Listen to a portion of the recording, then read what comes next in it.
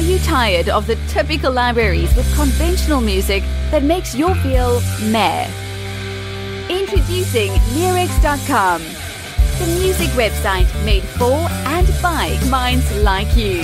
Our team are lifelong musicians and producers in love with music. Search the Leerecs music catalogs and find music with guaranteed originality. Mark the difference with music of signature at Leerecs.com.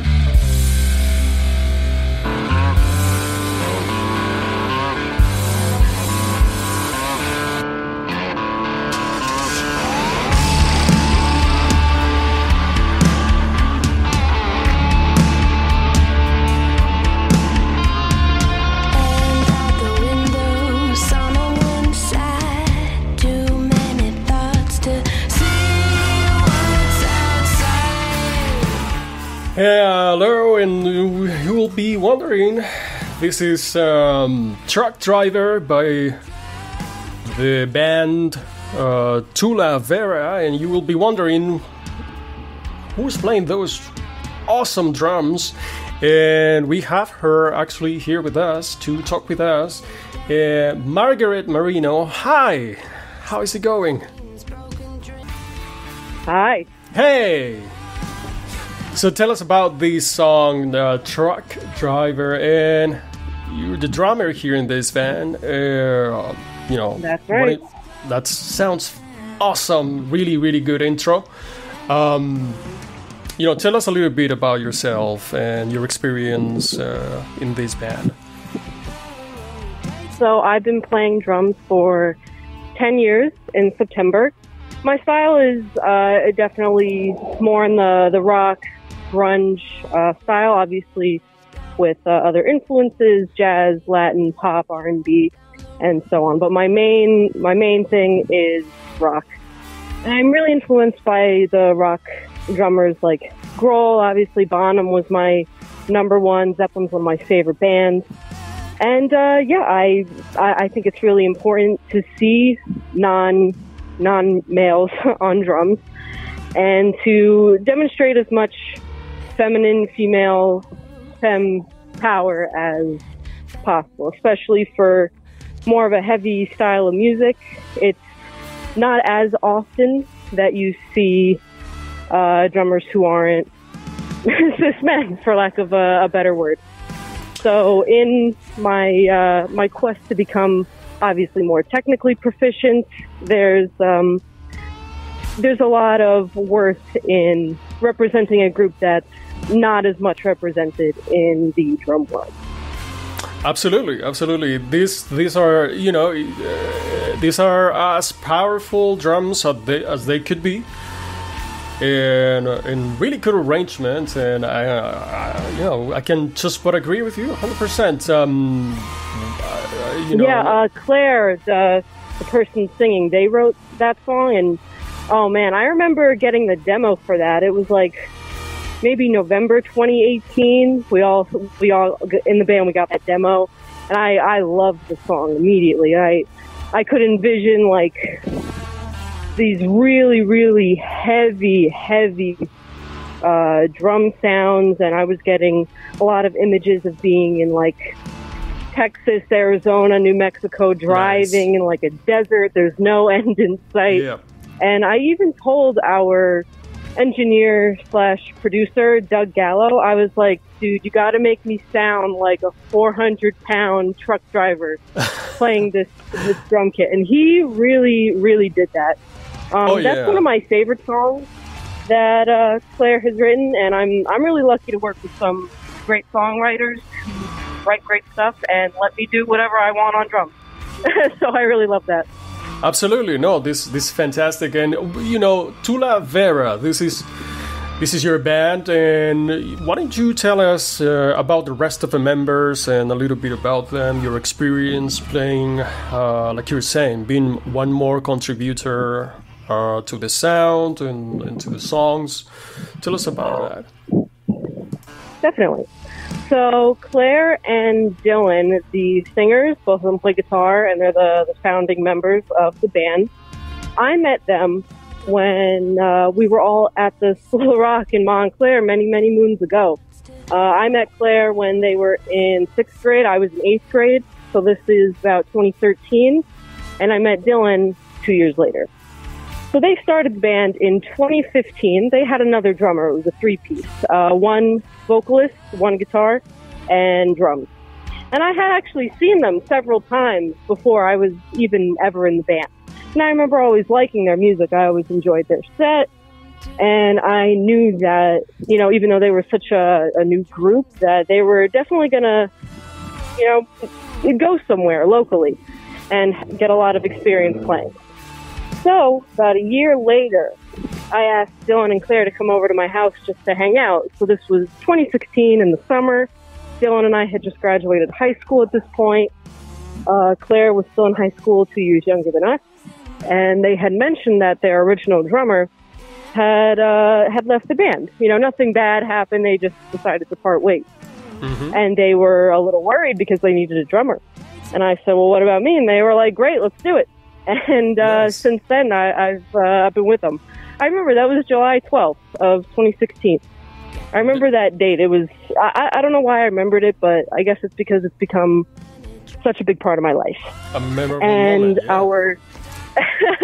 Exactly. And our bassist, Joe, was Dylan's roommate in college, his randomly assigned roommate. And about that time, you know, like September 2016, we had another bassist, but he had left the band as well.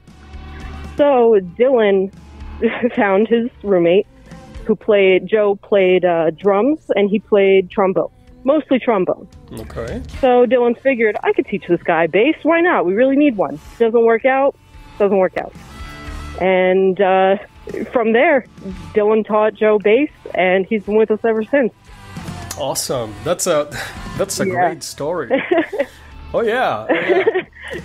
Wow. You know, life takes you sometimes through strange routes. At the end, everything works out. Yeah, absolutely. Luckily. Definitely. You mentioned, being local, playing together, even with friends, right? And, tell us about that. How is that going? You know, being a local band, and, tell us places where you have been performing, places you would like to go and play. Tell us about that. So when I first joined the band, so you figure around 2016, 2017, we played a lot of New Jersey, a lot of northern Jersey. It was a lot of, in Montclair, the Meat Locker. We played in Boomton at Boomtoon. Occasionally we would play a New Brunswick House venue or so, but it really stayed kind of in a 5 to 12 or so mile radius from our home base in Montclair. But from there, we started playing a little bit more like across the tri-state area. We really love playing Brooklyn. We love like 18th Ward Brewing. We just played there. It's a great spot in Brooklyn. We played Bowery Electric. We really, really love going all over Brooklyn, as well as Philadelphia too. We did, right before COVID hit, we did manage to do a little 10-day tour, and that was a ton of fun. We were able to go to a couple places in Tennessee, North Carolina, West Virginia. So we kind of traveled in a big circle in that way. And actually, we haven't officially announced it yet, but between the end of December and like mid-January, we're going to be going on a 20-day tour. Oh, wow. We're going to go out to Texas and Florida. We have 18 shows planned over 20 days, and it is going to be a ton of fun. But currently we've been doing a lot of price. Yeah, I am ridiculously excited. We haven't announced like where we're playing yet, so that'll probably be like, I'd say November or so, but it'll be coming up. But currently we're doing a lot of Jersey City. We're doing a lot of New York, specifically Brooklyn, but kind of all around in the Manhattan, Queens, Brooklyn, like those boroughs. And we're doing a little bit of New Brunswick as well. We really, really love the New Brunswick scene. People there have been nothing but supportive, very accepting, very open-minded, very sweet. And it's always the best time to get in like a dirty old basement and have a good time. Absolutely. We just played Chamber 43, which is a new venue in New Brunswick. It was a ton of fun. Nothing but really, really kind, very nice people there, and we're really looking forward to it. We're not going to be playing New Jersey a whole lot, unless it's, what do we have coming up? Like in the Jersey City, New Brunswick areas. But other than that, we're not doing too much New Jersey for the next couple months. It's going to be more the city and Philadelphia as well. So we're mostly a tri-state area band. Yeah, we love playing all those areas. So I'm really excited over the next couple of months. Oh yeah, that's gonna be great. You were talking about places that I've played myself in, and it's fantastic. It's such a great experience, right? Like, what's better than that? Oh yeah.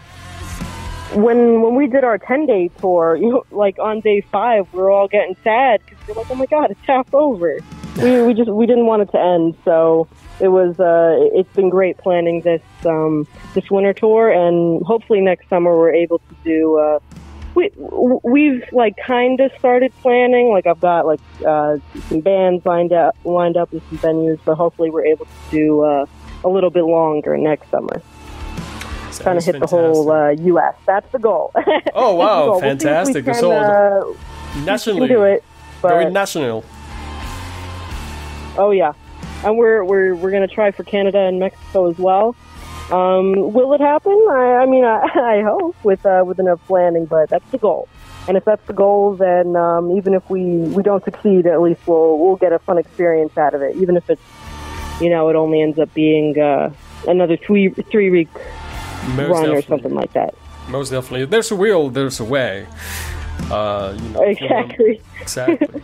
So, how are you traveling right now? Like, do you rent a van and go with all your gear into one venue to the next one? How does it happen? Well, when we were on tour, we were just in one Subaru. We packed everything in, everything except my kick, my rack tom, and my floor tom. That would be too much. But we were able to fit all the gear in one Subaru.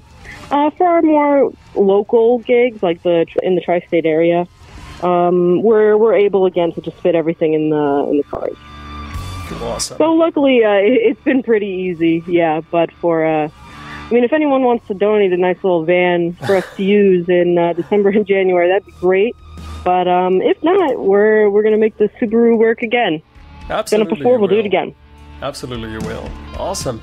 So, how many songs do you have in your repertoire? Like, you have a full set. Have you published any records already? Tell us about that. We've done 2. One was released. We recorded it in early 2017. So, Joe and I, the bassist and I, hadn't even been in the band for a whole year, and those songs were already in existence for like 2 to 3 years at that point. Some of them. Others were written when I had joined. 4 of them were written when I had joined, I believe. That is our self-titled album. There's 10 songs on there.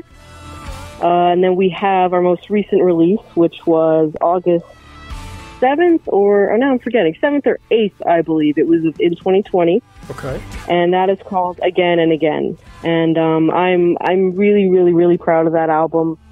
It was so fun to drum on, and all of those songs were written while obviously I was in the band.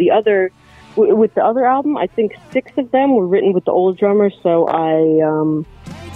I did a lot of I kept a lot of what he did the same. Obviously, adding my own touches, but keeping the essential bone structure of what he did there.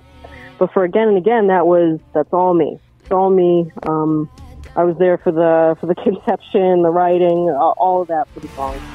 And getting to record that album, it was a lot of fun. It was quite interesting. We used a couple different places. We all kind of got to pick an engineer to work with, just because we were trying some people out. Okay. My pick was Doug Gallo, who went on to mix our entire album, as well as record 5 songs. We also recorded at William Patterson. We recorded at SUNY Purchase, and we did Sound on Sound Studios in Montclair as well. Nice. You can get those albums obviously anywhere, but I really love them both.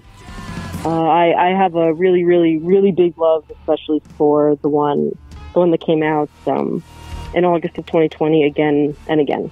And we still perform. You know, there's new songs, of course, but we still perform so many of those songs. Truck Driver is from that album as well. Okay. I think that song has to be, I would say, my favorite production on the album. Wow. There was a lot of really fun parts to that. The radio that you'll hear in there was recorded in, I think, Joe's Jeep, and the engine, the car engine you hear, I think that's Joe's Jeep as well. No trucks, unfortunately. We couldn't snag one of those, but we did use the cars, and it was a lot of fun. And it was just incredible, and a ton of fun to record. A ton of fun, and I love those songs a lot. That's fantastic. I'm definitely gonna check it out myself and get it again and again. Tula Vera. And that's the one. You know, I have personally an appreciation for the Montclair area myself. I like it a lot. It's a very cool town. It's a great place, great people, and to me, the fact that, you know, founding members of Stone Temple Pilots are you know, that's their hometown. That's important. That to me is an important factor. Do you think that there's like there's a rock kind of community around that area, or New Jersey in particular? How do you find that situation? Definitely. I would say there's definitely a rock, particularly a very strong indie rock scene around here, especially in the northern Jersey area. A lot of really, really, really fantastic music has come out of here. Like even one band off the top of my head, Shred Flintstone. They're insane. We've been playing with them for years now. Their music has grown a lot. Our music has grown a lot. And we've kind of been growing up kind of side by side, you know, in terms of music for a long time. We're definitely influenced by them. We really, really, really love their energy. We saw them recently at our first gig back, actually, in Jersey City in the cemetery. Okay. And after they played, we were like, oh man, like that inspired us to practice. So them and just so many other bands in this area. I feel like New Jersey is kind of like the new Seattle. Like nice. The whole state is the new Seattle with how much really great and diverse music is coming out of here. Wherever you go, whether you're North Jersey, South Jersey, or you're somewhere in the middle, you're going to find a lot of really strong scenes. For like North, I would say it's a lot of like rock, indie rock, alternatives type. If you go down the shore, you're going to find a lot of ska, a lot of pop punk, also a lot of alternatives as well. And then in Central Jersey, it's kind of a mix of all that. A lot of alternative. There's some pop punk. There's a lot of rock. But really, anywhere you go in New Jersey, and people like to hate on New Jersey, I don't get why. There's a lot of really rich culture around here, and there's a lot of really, really, really great music consistently. Wherever you go in New Jersey, you're going to find really great music somewhere. So the fact that we were all lucky enough that our parents picked the same state to raise us all in, and luckily we're all a car's distance away from each other. I'm walking distance from Claire. It all kind of happened that we were in a really, really good music hub. And New York too. We're so close there. We play there a lot. We all got lucky that we ended up in this area. New Jersey is a great spot for music. I agree with everything you said, and I don't get it either. Like, you know, why, that negativity sometimes. People hate on Jersey. Right, you know? but it's the typical story of the underdog. At the end, is the hero, right? So I love that. I love that kind of thing. I like that, yeah.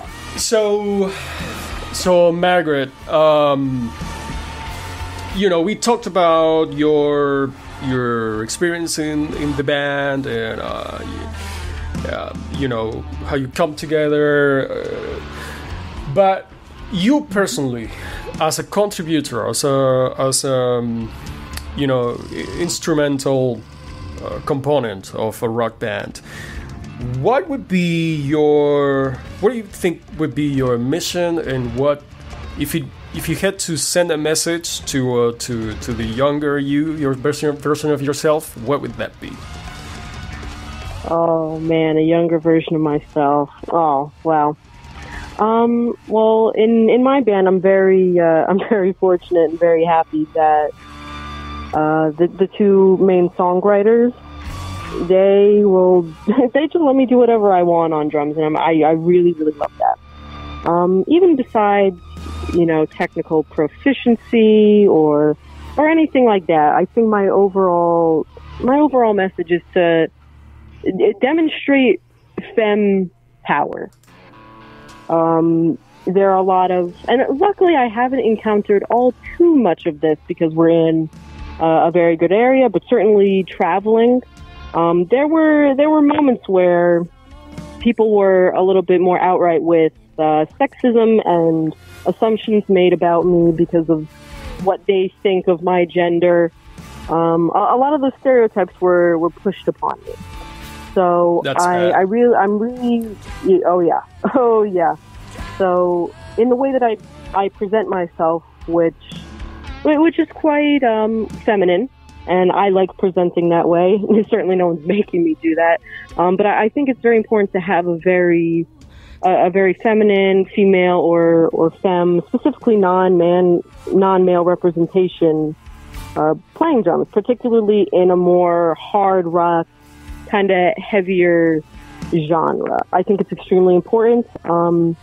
It demonstrates a power in femininity and embracing all those different parts of yourself. Whatever that femininity means to you, it could mean, you know, a mix of masculine and feminine. It could mean none of that at all.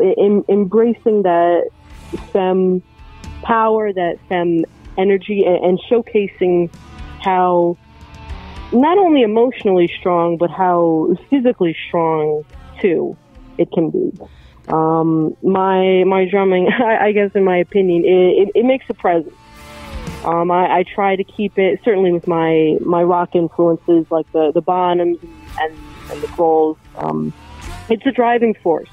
It's there, it's sturdy, it's solid, it's present, and it is powerful. It definitely is. I would certainly encourage any non-male, any woman, any non-cis man to really embrace those parts of themselves, whether that's femininity, whether it's androgyny, whether it's a little bit of both, a little bit of neither, to bring their energy, their strong, powerful energy to whatever instrument they're playing, in this case drums. I think it's extremely important for non-men to be a driving force on the instrument as well.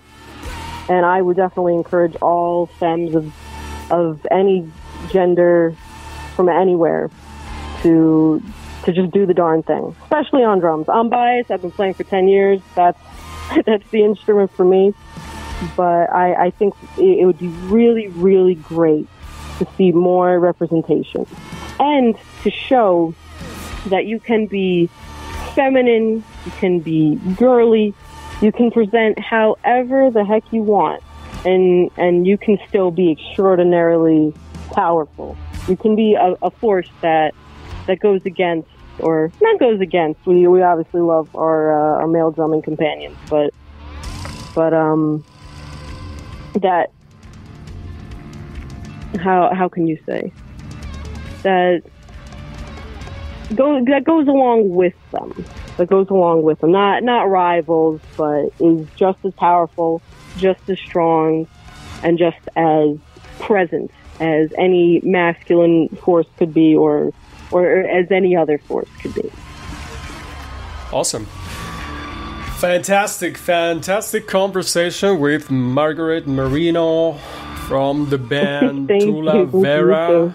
Oh, thank you so much. This was really good. We'll catch up with you on your social media about those dates that are coming for you, where you're going to be playing. I think you mentioned the next one is Jersey City. Is that right?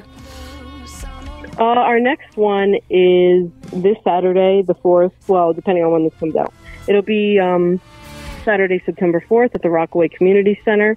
We're going to be doing a benefit, the $10 donation, for a really, really great cause for Prevention is Key. That is the organization name. But if you can't make that one, there are plenty of others. We always keep an updated list on our social media. Awesome. My social media is drum_Barbie on Instagram, and the band is Tula Vera Official. We always keep an updated list, and we're always playing every weekend, so you can definitely find us somewhere in the tri-state area. Awesome. Thank you so much, Margaret. This was fantastic. And thank you so much, Antoine. Our pleasure. And we're gonna hear more of this great song, Truck Driver. And until the next one, enjoy. Thanks, Antoine.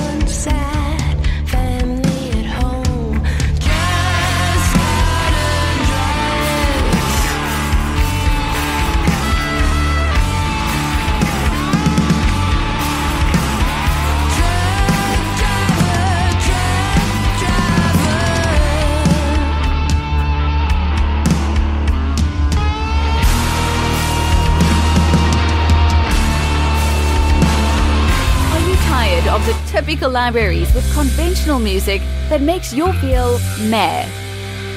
Introducing Leerecs.com, the music website made for and by minds like you. Our team are lifelong musicians and producers in love with music. Search the Leerecs music catalogs and find music with guaranteed originality.